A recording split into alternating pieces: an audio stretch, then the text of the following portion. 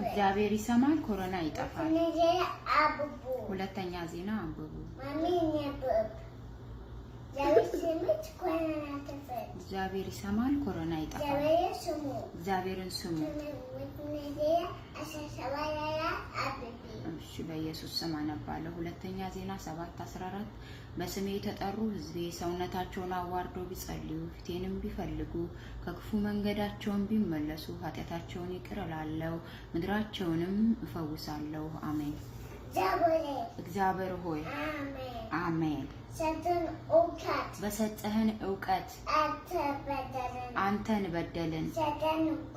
በሰጠህን ጉልበት አንተን በደልን። በሰጠህን አካል አንተን በደልን። በሰጠህን ማንነት አንተን በደልን።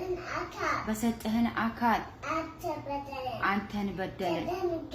በሰጠህን ገንዘብ አንተን በደልን። በሰጠህን አንደበት አንተን በደልን። ወጣቶችን ይቅር በል። አያቶችን ይቅር በል። ስለኛ ሕፃናት ስትል ይቅር በል። እናቶችን አባቶችን ይቅር በል።